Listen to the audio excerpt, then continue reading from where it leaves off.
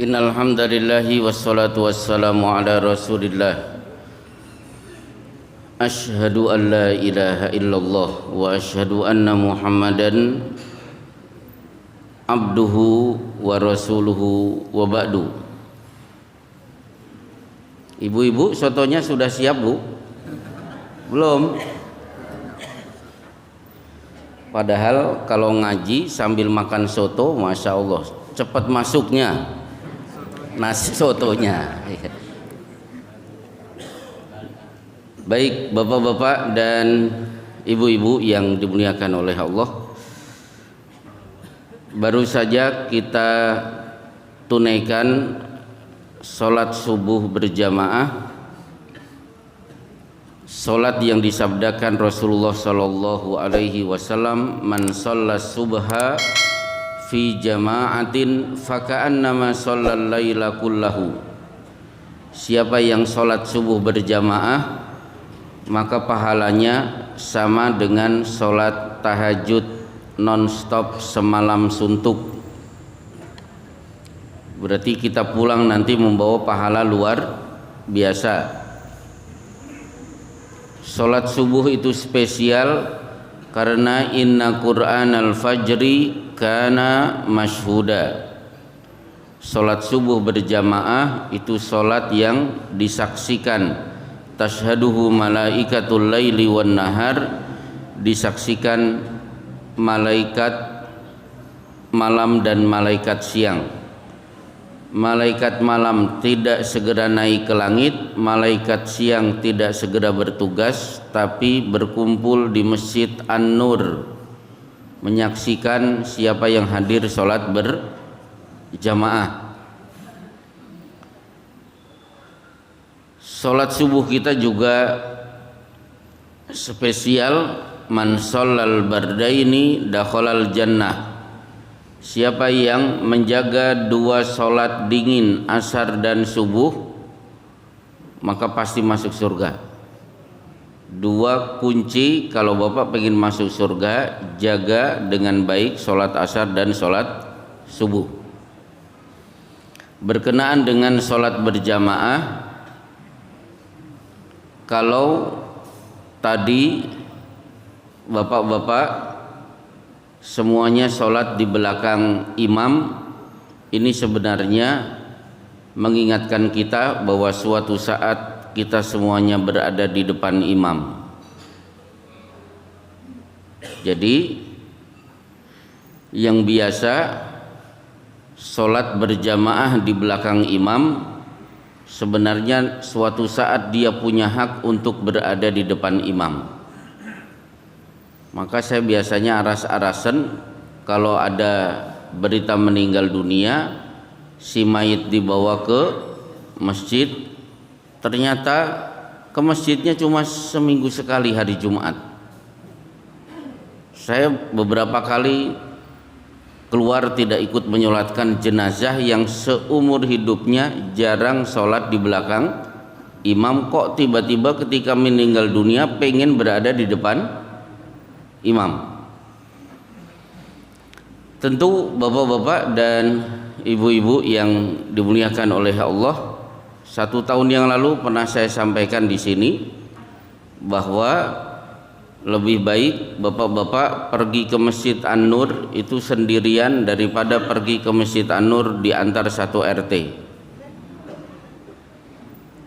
Digotong satu RT, dibawa di Masjid An-Nur untuk disolatkan. Saya masih ingat Pak MG Suwarno dulu selesai sholat, sendal beliau hilang. Akhirnya Masya Allah, selesai sholat berjamaah sendal hilang, itu musibah. Tapi musibah kecil, karena musibah yang sebenarnya kalau sendal bapak-bapak jarang terlihat di Masjid An-Nur. Jadi lebih baik sendal kita hilang daripada sendal kita jarang terlihat di Masjid An-Nur. Baik, hari ini Saya akan menyampaikan materi berhubung di belakang nanti kita ada acara makan-makan. Kita akan bahas tentang makan antara yang mendatangkan pahala dan mendatangkan dosa. Baik, yang pertama yang perlu Bapak ketahui, makan itu ibadah. Makan itu ibadah. Kenapa? Karena makan itu diperintah. Setiap yang diperintah pasti bernilai ibadah. Siapa yang melaksanakan berhak mendapatkan pahala. Sekarang mana dalilnya bahwa makan itu ibadah? Ternyata berkali-kali Allah menyuruh kita makan. Ya ayyuhan nasu kulu mimma fil ardi halalan thayyiba. Wahai manusia, berarti bapak-bapak yang merasa manusia harus merasa dipanggil oleh Allah.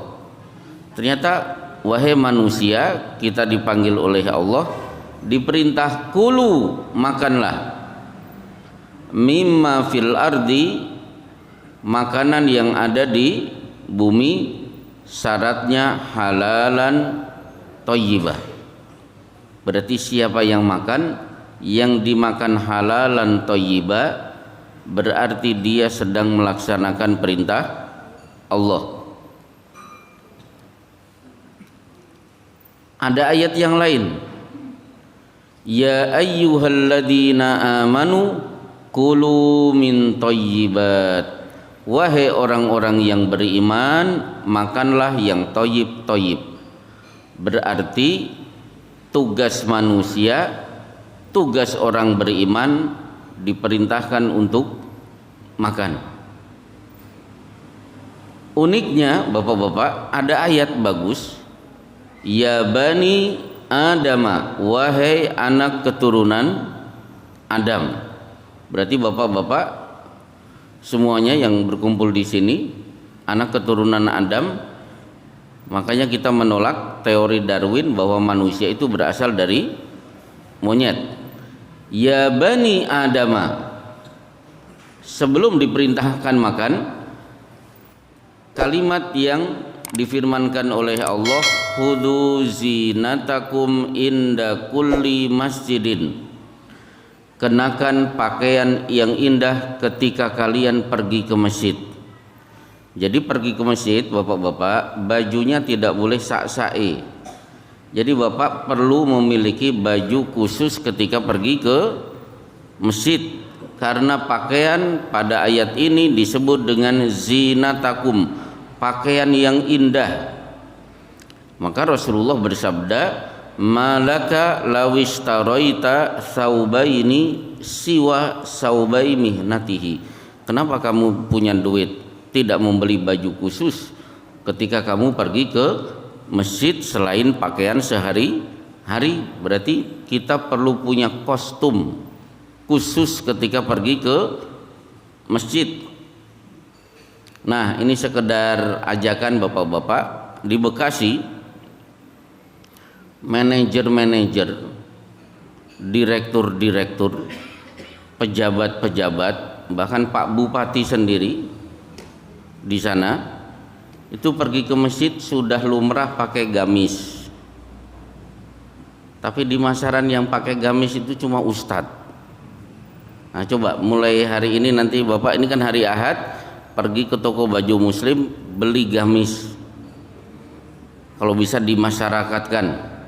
Kalau di sana sudah lumrah, Pak. Jadi pengusaha-pengusaha yang masya Allah sudah aktif ke masjid, kalau pergi ke masjid itu rata-rata banyak yang memakai baju gamis. Karena baju gamis itu pakaian para nabi. Nabi dari kalangan Arab dan nabi dari kalangan Bani Israel. Mana dalilnya? Gamis itu baju para nabi. Dalilnya, karena ahabbu thiyab ila Rasulillahi sallallahu alaihi wasallam al-qamis, baju paling disukai oleh Rasulullah adalah gamis. Ternyata dalam Al-Quran gamis diulang-ulang oleh Allah sampai 6 kali, semuanya pada kisah Nabi Yusuf. Kesimpulannya, satu, gamis pakaian Yusuf ketika masih kecil. Mana dalilnya? Waja'u ada qamisihi bidamin kadhib. Saudara-saudara Yusuf membawa baju gamis yang sudah dilumuri darah palsu. Gamis pakaian Yusuf ketika sudah menjadi remaja. Walaqad hammat biha wa hamma biha laula wastawaqal baba wa qaddat qamisahu min duburin wa alfaya sayyidaha ladal bab. Yusuf lari ke pintu, dikejar oleh Zulaikha. Dari belakang Zulaikha berhasil menarik baju gamis Yusuf dari belakang sampai sobek. Berarti ketika remaja Yusuf pakaiannya adalah gamis. Ketika sudah menjadi raja di negeri Mesir, idhabu bi qamisi hada fa'alquhu ala wajhi abi ya'ti basira. Saudara-saudaraku, ini baju gamisku, bawa pulang, usap ke wajah bapakku, nanti bapakku nanti bisa melihat lagi. Kembali ke ayat. Wahai anak Adam, pakailah pakaian yang indah ketika pergi ke masjid. Wa kulu washrobu, makan dan minumlah. Nah, jadi perintahnya ada dua. Perintah punya baju bagus ketika pergi ke masjid. Perintah kedua adalah makan dan minum. Pertanyaannya,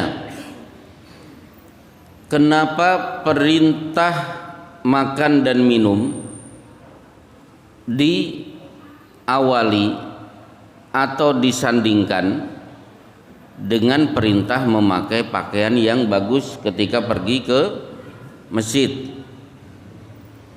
Keterangan para ulama, satu, sebagai anak Adam kita diperintahkan oleh Allah untuk memenuhi kebutuhan tubuh bagian luar, sehingga bapak harus pakai baju. Yang kedua, bapak juga harus memenuhi kebutuhan tubuh bagian dalam, makanya harus makan dan minum. Jangan sampai bajunya bagus tapi tidak sarapan, itu keliru. Jangan sampai makannya banyak keluar tidak pakai baju, oh itu salah. Kebutuhan luar dan dalam harus terpenuhi. Lebih sengsara lagi keluar tidak pakai baju belum sarapan, nah, itu salah, lebih salah lagi. Baik, bapak-bapak yang dimuliakan oleh Allah, keterangan kedua, berarti bapak-bapak jangan hanya mikir yang penting saya kenyang makan dan minum, tapi saya juga harus mikir ada perintah pergi ke masjid. Jadi ayat ini diawali dengan kenakan pakaian indah saat kalian pergi ke masjid. Makan dan minumlah, berarti jangan hanya memikir makan dan minum, juga mikir kebutuhan pergi ke masjid. Ke masjid tidak hanya sekedar pergi ke masjid, kita punya pakaian khusus demi menghadap Allah Subhanahu wa ta'ala. Ada anggota pengajian kita di Bekasi, di Jati Beding, ada ibu-ibu punya prinsip, tidak boleh saya punya baju ketika keluar rumah lebih mahal daripada mukena. Jadi beliau lebih mementingkan mukena, harganya mahal. Jangan sampai ada mukena saya yang harganya lebih rendah daripada baju yang saya kenakan tiap hari. Kenapa? Karena baju ketika saya keluar rumah ini hanya untuk ketemu orang, tapi mukena ini demi ketemu Allah. maka mukena harus lebih baik, karena Allah perintahkan hudu zinatakum inda kulli masjidin, pakailah pakaian indah saat pergi ke masjid. Baik, masalah pertama selesai. Di belakang sudah Bu? Belum ya. Jangan kencang-kencang. Yang kedua, ketika makan itu bernilai ibadah, maka Bapak nanti ketika makan dapat pahala, akan mendapatkan pahala double ketika makan Bapak betul-betul diniatkan dalam rangka melaksanakan ibadah-ibadah tertentu.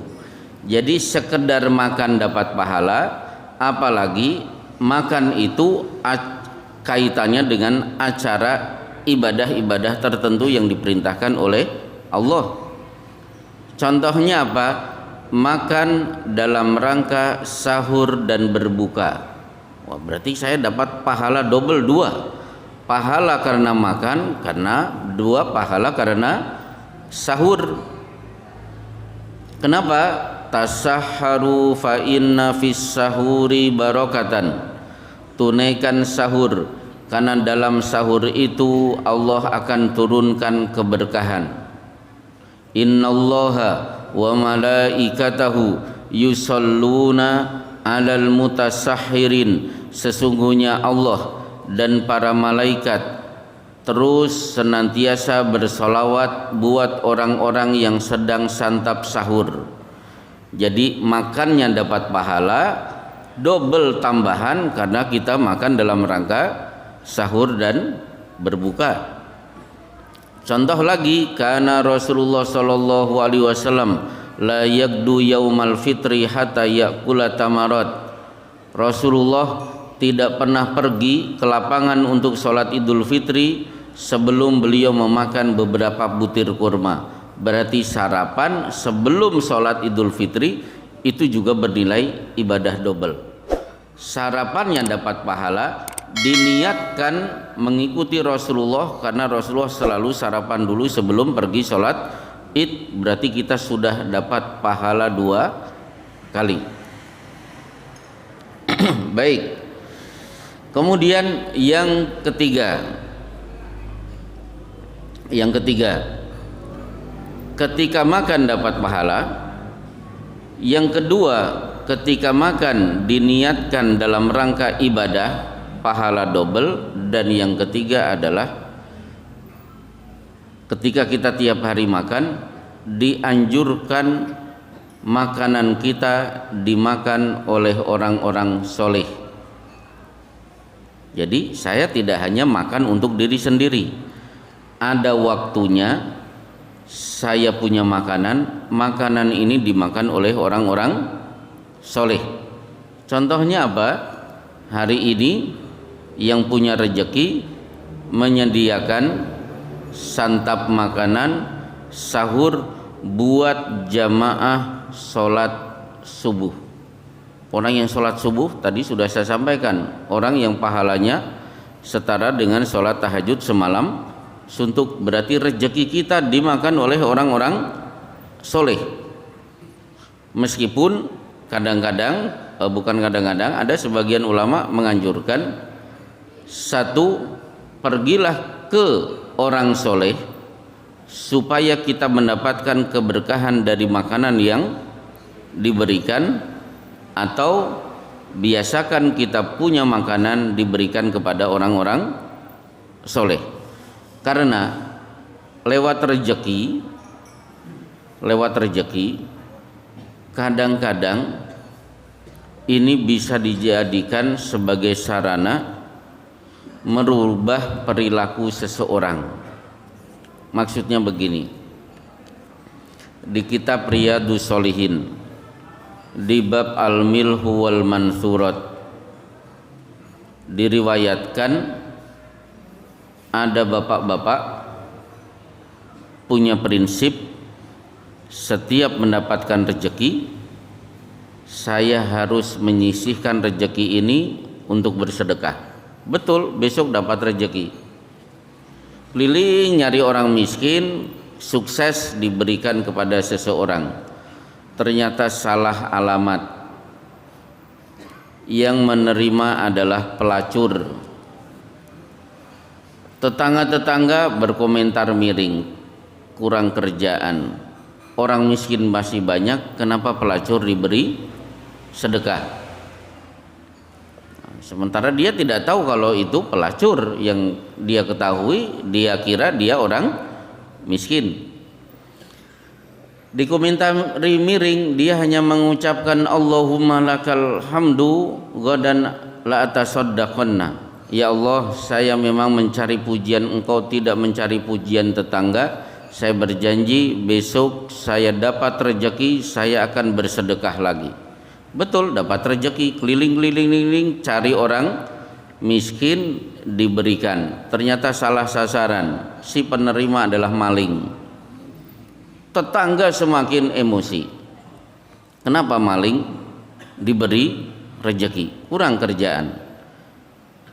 Lagi-lagi dia mengucapkan Allahumma lakal hamdu. Ya Allah, yang aku kejar pujianmu. Saya berjanji besok kalau dapat rezeki saya akan bersedekah lagi. Betul, besok keliling, setelah dapat rezeki diberikan. Ternyata salah sasaran, yang menerima orang kaya yang pelit. Kan ada orang kaya penampilannya seperti orang miskin. Apa komentar Rasulullah SAW? Ternyata rezeki yang diberikan secara tulus membuat si pelacur dapat hidayah. Kata Rasulullah, sekarang dia sudah meninggalkan dunia pelacuran. Si maling sekarang sudah rajin bekerja.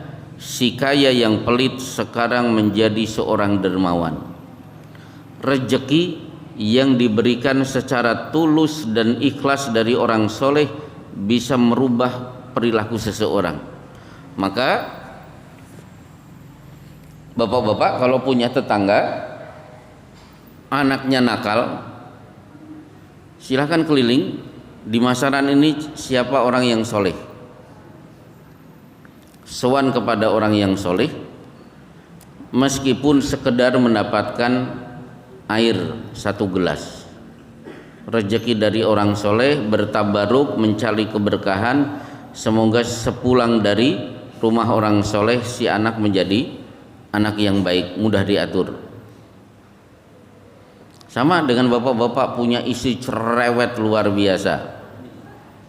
Biar tidak cerewet lagi, nah, cari orang soleh, sowan, siapa tahu dapat santapan sarapan.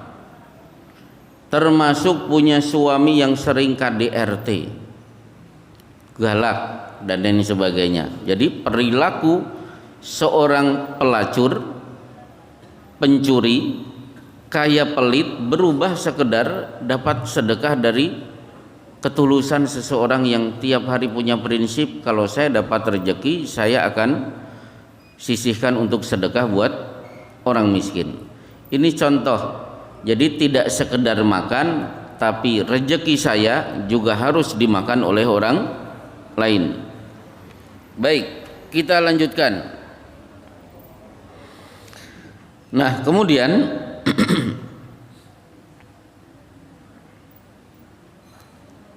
ada beberapa hukum seputar makan. Yang pertama,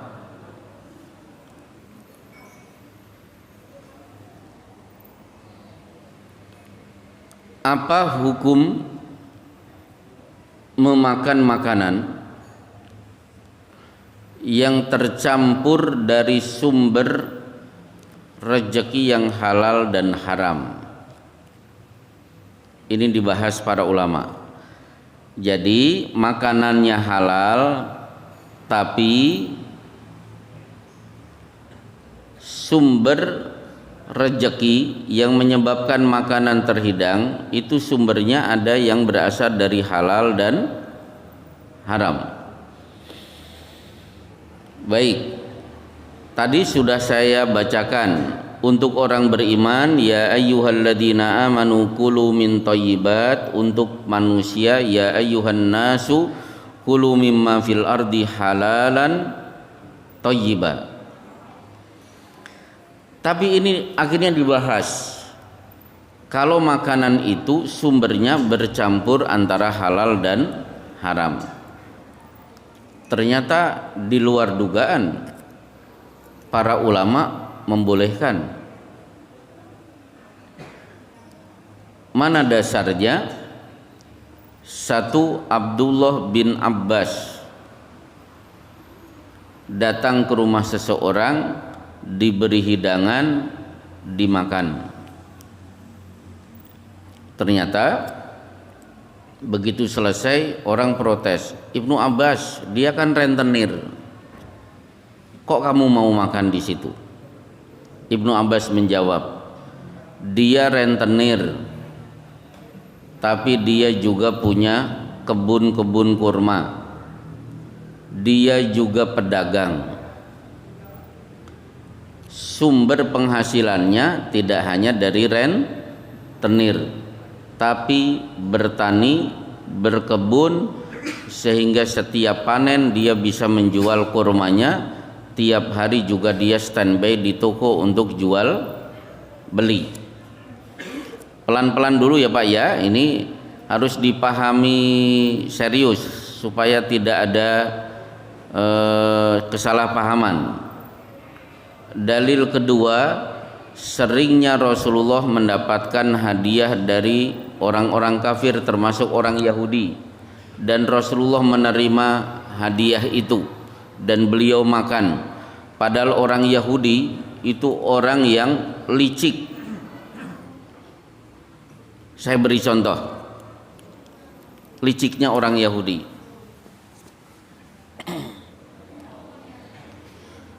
Syekh Dr. Umar Ar-Ridwan, ulama Yordania, ketika di kelas dulu beliau bercerita, di Yordan saya punya teman pengusaha sukses, pengusaha baju. Datang ke toko, karyawan dikumpulkan, diberitahu bahwa baju-baju ini semuanya harganya 200 real. Kemudian si bos ini berpesan kepada karyawan, di ujung ini ada baju berwarna merah, karena cacat harganya cuma 100 real. Tolong ingat-ingat, semua baju 200 real, tapi yang warna merah ini 100 real karena ada cacatnya. Udah, bosnya pergi, karyawannya siap. Tiba-tiba datang calon pembeli, dilihat dari bajunya, ini orang Israel. Ternyata milih-milih si Israel memilih baju berwarna merah yang cacat. Oleh pelayan tetap diberi harga 200 real, tidak 100 real. Dengan senang si Yahudi pergi. Tidak lama kemudian si bos datang, melihat-lihat, loh baju merah sudah laku. Tanya kepada karyawan, ini laku, sudah ada yang membeli? Alhamdulillah sudah ada yang membeli. Orang Yahudi, bos, diberi harga berapa? 200 real. Bosnya kaget, kenapa kamu berbohong? Ini 200 real, ini 100 real, bukan 200 real. Tenang bos, karena orang Yahudi itu bangsa licik, biarkan saja. Sesekali kita membalas kelicikan mereka. Kata si bos yang punya toko, tidak boleh kepada siapapun seorang muslim, harus tetap jujur meskipun kepada bangsa penjajah. Tolong ke arah mana si Yahudi itu pergi. Ditunjukkan kepada karyawan, dikejar oleh si bos ini. Ternyata sudah sampai terminal Tirtonadi.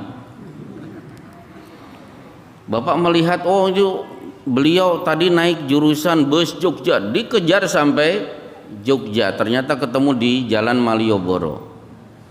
Akhirnya bos muslim ini meminta maaf kepada si Yahudi, maaf tadi karyawan saya bohong, baju yang Anda beli harganya 100 real bukan 200 real. Tinggal pilih, baju saya tarik, duit saya kembalikan, atau Bapak sudah senang dengan harga itu, nanti akan saya berikan 100 real. Karena ini harganya bukan 200 real tapi 100 real. Ternyata si Yahudi kaget, akhirnya dengan jujur mengatakan, maaf, 200 real yang saya berikan kepada karyawan Anda duit palsu. Itu orang Yahudi. Jadi bapak-bapak, meskipun licik seperti itu, berapa kali Rasulullah mendapatkan hadiah? Pernah mendapatkan hadiah paha kambing dari Zainab binti Haris Yahudi Khaybar, beliau juga terima. Jadi orang Yahudi prinsip ekonominya itu ya suka begitu, licik, bohong, khianat dan lain sebagainya. Kelihatannya Bapak bingung untuk mencerna makanan yang saya makan bercampur dari sumber halal dan haram, kok boleh dimakan? Logikanya begini. Di sini banyak pegawai negeri. Pegawai negeri mendapatkan gaji tiap bulan dari sumber-sumber pajak yang jelas dan sumber-sumber pajak yang tidak jelas. Dulu di Jakarta ada Hotel Alexis. Bapak tahu ya Hotel Alexis? Oh, pernah dengar. Ya hotel begitulah, hotel yang nggak benar. Akhirnya seorang gubernur, tidak usah saya sebutkan namanya, punya prinsip man ra'a minkum mungkaran falyughayyirhu biyadihi. Siapa yang melihat kemungkaran, rubah kemungkaran itu dengan tangannya. Akhirnya tangan beliau nulis tanda tangan Hotel Alexis harus ditutup. Jadi pegawai negeri itu mendapatkan gaji dari sumber pendapatan daerah, pendapatan nasional, kekayaan alam dan lain sebagainya. Tapi kadang-kadang juga dapat dari sumber seperti tiket masuk Gunung Kemukus tempo dulu. Tempo dulu kan Kemukus begitu, nggak tahu sekarang. Itu kan karcis-karcis yang masuk itu apa? Masuk ke kas daerah. Ketika daerah punya kas, salah satu peruntukannya apa? Untuk menggaji pegawai. Selama pekerjaan Bapak itu halal sebagai guru, sebagai orang yang kerja di dinas kesehatan, dinas tata kota, pekerjaannya halal, Bapak berhak mendapatkan gaji tiap bulan dari negara meskipun sumbernya bercampur antara yang benar dan tidak benar. Itu contoh. Baik, ini masalah pertama. Kemudian masalah kedua, ada rezeki halal untuk seseorang tapi haram buat orang lain. Halal untuk seseorang, haram buat orang lain. Saya beri contoh. Pelacur dapat langganan semalam 3 orang, besoknya lapar, pergi ke toko beras, beli beras. Pak, beli beras 10 kilo. Kira-kira pedagang beras boleh melayani tidak pembeli yang duitnya berasal dari pelacuran? Boleh tidak, Bu? Boleh. Begitu dia dapat duit dari jual beli beras tadi, bagi si pedagang statusnya halalan thayyiban, silahkan duit itu digunakan untuk pergi umroh, boleh, nggak masalah. Tapi begitu si pelacur pulang, beras dicuci, dimasukkan ke rice cooker, matang dimakan, innama yujarjiru fi batnihi naro. Setiap rezeki yang haram berarti dia sedang menuangkan bara api neraka di perutnya. Ini contoh rezeki itu ada yang halal bagi seseorang tapi haram bagi orang lain. Baik, gimana tim belakang sudah siap? Siap Bu? Alhamdulillah. Tadi kita sudah deal kalau yang belakang sudah siap, pengajian jangan dilama-lamakan. Karena inti dari pertemuan kita adalah acara makan. Betul ya Pak ya? Baik. Karena kalau dilama-lamakan itu keburu dingin. Nah, kalau dingin nanti berdedek. Baik, wa sallallahu ala Muhammadin wa ala alihi washabbihi ajmain. Kita doakan yang makan, panitia yang punya rezeki menyediakan makanan hari ini diberi kesempatan oleh Allah bertemu dengan Rasulullah sallallahu alaihi wasallam. Assalamualaikum warahmatullahi wabarakatuh.